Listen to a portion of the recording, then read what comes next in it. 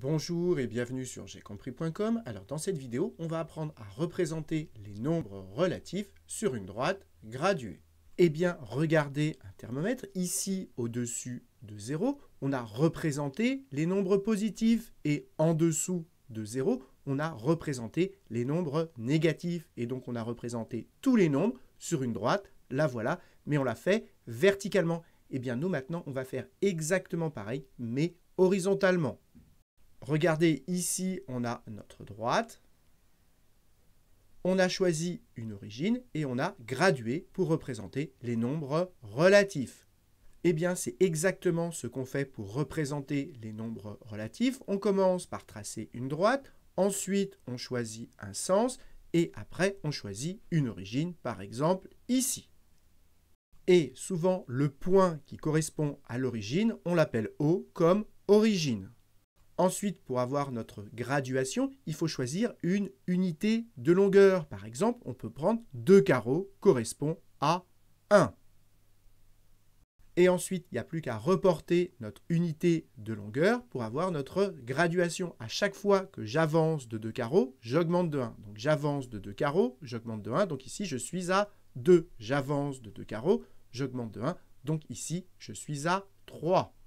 Donc ici, entre 1 et 2, on a une unité de longueur. Et maintenant, si on recule de 2 carreaux, eh bien ici, vous l'avez compris, on est à moins 1. Si je recule à nouveau de 2 carreaux, eh bien je suis à moins 2. Et là, je suis à moins 3, etc.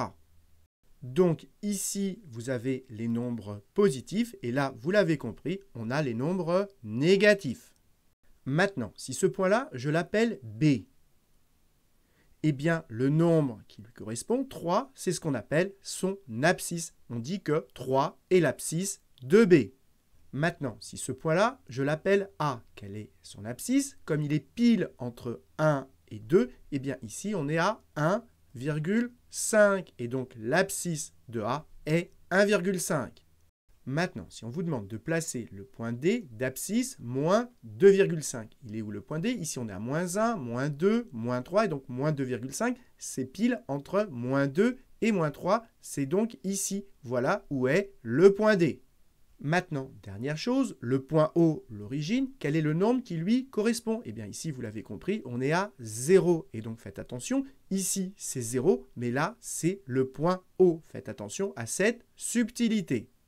Donc voilà, cette vidéo est terminée. J'espère que vous avez bien compris comment représenter les nombres relatifs sur une droite graduée. Et dans la prochaine vidéo, on apprendra à les comparer. Et en attendant, comme d'habitude, si vous avez apprécié cette vidéo, n'hésitez pas à la partager et à la liker.